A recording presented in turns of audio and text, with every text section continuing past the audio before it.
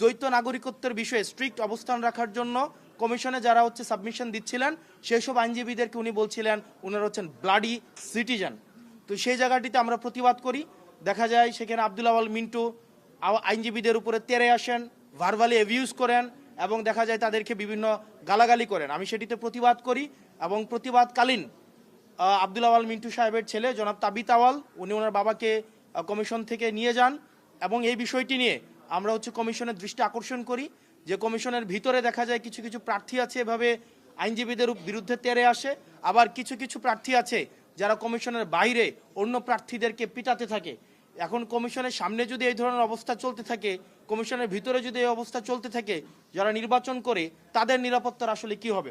আর যারা এলিটিজমের দেখাইতে চায় 24-এ আমাদের এই 5ই আগস্টের পরে যারা এলিটিসিজম মারাইতে আসে আমাদের দেশে, এই রাজনৈতিক এলিটিসিজম তারা যেন ঘরে রেখে তারা যেন জনগণের সামনে আসে।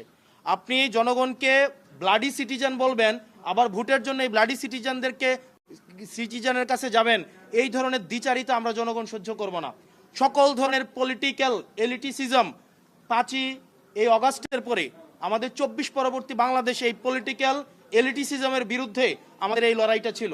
সুতরাং আব্দুল আওয়াল মিন্টুদের মতো যারা বিদেশে টাকা পাচার করে, যারা বিদেশে থাকে এবং যারা মেনটেইন করে, অর্থাৎ আওয়ামী লীগের সাথে আত্মীয়তা করে বিভিন্ন বিজনেস করে, স্বরাষ্ট্র মন্ত্রণালয়ে নিজের এই পরিবারের বিভিন্ন বিজনেস টিকায় রাখে, শেখ রাহানার সাথে যারা বিজনেস করে, এই তাদের পলিটিক্যাল এলিটিসিজম যখন মারাইতে আসবে, আমাদের এই সিভিলিয়ানদেরকে যখন বলবে আমরা ব্লাডি সিটিজেন, সেটা প্রত্যেকটা নাগরিককে, প্রত্যেকটা যারা ভোটার রয়েছে তাদের প্রত্যেকের মানহানি করে, এবং সেটির জন্য আমরা কমিশনের দৃষ্টি আকর্ষণ করেছি।